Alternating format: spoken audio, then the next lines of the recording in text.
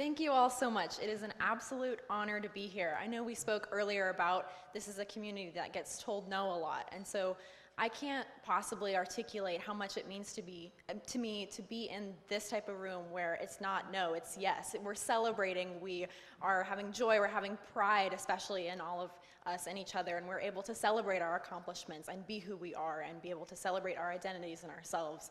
And so that means the absolute world to me. It's been a long journey to get here. I've done a lot of hard work, but of course none of it has been alone, and so I'd like to take the moment to thank just a few people who have helped me throughout my journey, and without them I never would have gotten anywhere. First and foremost, of course, is my mother, who's here with us tonight.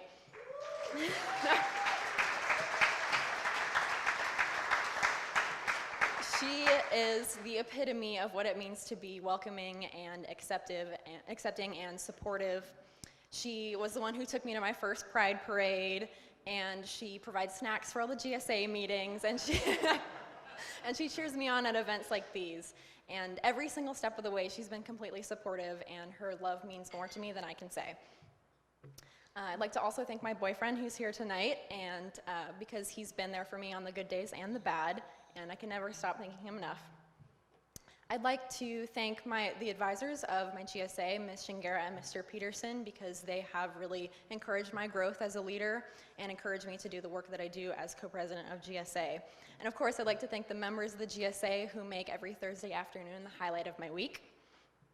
And last but never least, I'd like to thank my friend Emma. She is my co-president of the GSA, and she's the other half of our whole person.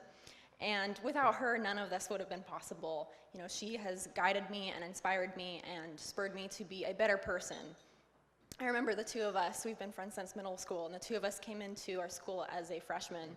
And we joined our GSA because we were, even as 8th graders, even as freshmen, we were very out and proud and were, ready to start our journey together as, out freshmen, out high schoolers. But we are starting to meet all these other queer youth in the GSA, and we realize that not everyone is quite as vibrantly out and proud or has the ability to be. And so we decided that we wanted to do what we could to support them, especially the students who didn't have a supportive and accepting home life. So we wanted to do what we could at school, because students spend so much of their time at school that if they don't have a supportive and accepting home life, then at least they could have something in the schools. So we started what we called the Safe Space program, and we brought in teachers for training to show them how to use inclusive language, how to incorporate inclusivity into their programs, how to make every student feel safe and welcome in their classroom environments.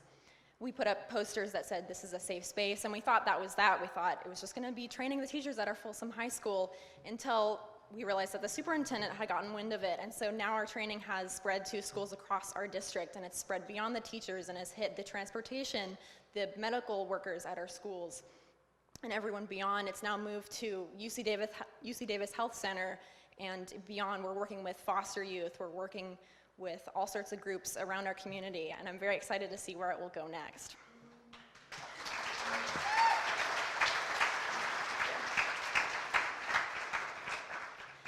And so I am absolutely, incredibly grateful for this scholarship, because my entire life, my dream has been to be a teacher, and this scholarship means that I can realize that dream and go to college. I'm planning to go to Sonoma State University and get dual credentialed in English and history.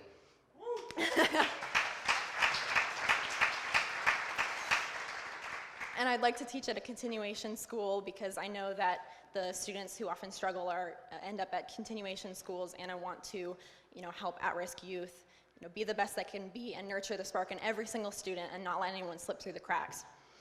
And it's just so important to me, because I've walked into classrooms where it's so welcoming, and you know that you can be who you are in there, and that if the world around you is saying no, at least you can have that one 45-minute history class that's great and feels good. And I want to be that teacher for someone else. I want to be the person they can turn to. I want to be their listening ear. I want to be the adult role model in their life if they're lacking one at home. And I'm very excited to do that, and especially with all of your help, I feel very supported in realizing my dreams.